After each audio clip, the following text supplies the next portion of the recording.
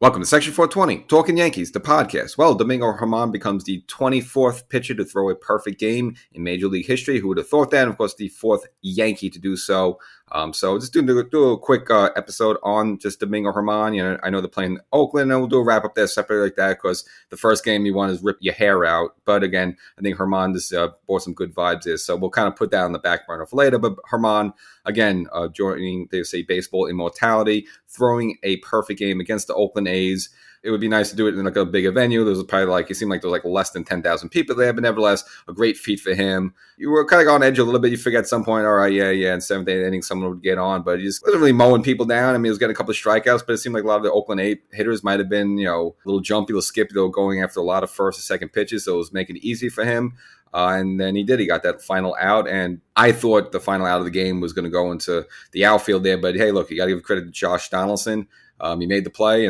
Offensively, he hits his home runs, and that's about it. And he's kind of batting like 130, but nevertheless, big play for him there. And maybe it was just the angle from the TV. Maybe it wasn't as difficult play as it looked, but I thought that was just going to go right past the third base hole there and go and and break up the perfect game. But nonetheless, Donaldson gloves it and throws it to first, gets the final out there.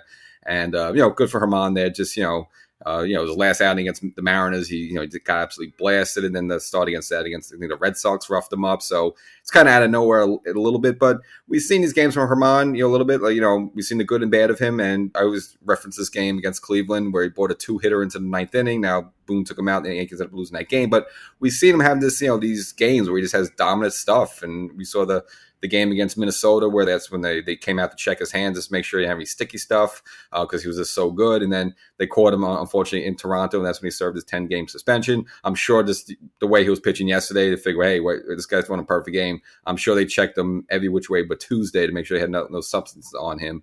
And I guess he didn't, and he just threw a good game. So, hey, look, maybe he's just a good pitcher. I'm not going to beat the heck out of it, but just look at some of the oddities, and this is what makes baseball, and they talk about stats and numbers. It's just, it's different from any other sport. Here's a guy wearing number 0 and throws a perfect game. No hits, no runs, no walks. It's just kind of ironic there. And then you take the number 9. Baseball has 9 innings. Well, he had 9 strikeouts, and he threw exactly 99 pitches. So you got the number 9 working, you got the number 0 working, all that.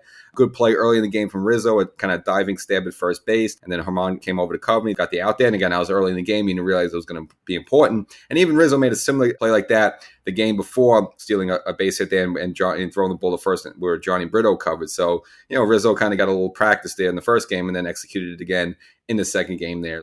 And for Germán, just good for him. No matter what happens with him, it's going to be in the stat books for him. He's going to be in there, of course, with other Yankees such as Don Lawson, David Cone, David Wells.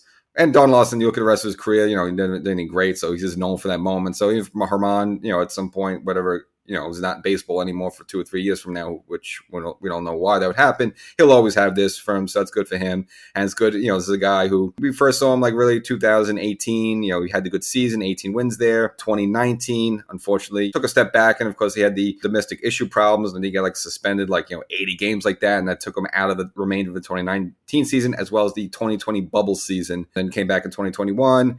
Kind of took him still a while to get his stuff back. Then 2022 was kind of okay, up and down. And he's, you really weren't sure how this year would unfold for him. And I think this, some of the injuries, especially with Rondon being delayed to start his season, as well as Nestor Cortez. Nestor Cortez kind of missed a week or two, kind of opened up some doors for both him and Clarke Schmidt. And I say probably early on, he was probably a little bit more impressive than Clarke Schmidt. And then maybe you could say now Clarke Schmidt's been a little bit more of the impressive of the two of them. And now swings back to Germán. So we'll see what goes. Rondon's kind of right around the corner of him coming back. So I think that bounces Clarke Schmidt more than it bounces Germán. But again, that remains to be seen. And then once Nestor comes back, that's going to be very interesting to see how that all pans out. Because now you're going to have 7 starters for 5 spots. But of course, these things always work Nestor out. Someone will pull a hammy or something. And then, of course, you'll need to put both Germán and Schmidt back in there. So that's what we got here. A quick episode. Just want to give a little congratulations to Domingo Germán. And just kind of, I actually saw the whole thing on TV. And I was watching the game early on. It was really into the 6th inning. I was watching it at a bar, you could say. So, they didn't have the sound on. So you see Germán there. And it was in Oakland because I guess it's chilly. He had the long coat. And they're like, why do they keep showing Germán? Why do they keep showing Germán? And then they showed his line there. It was, 6 innings, no hits, no runs. Like, oh, wait, what's going on? And just inning by inning, he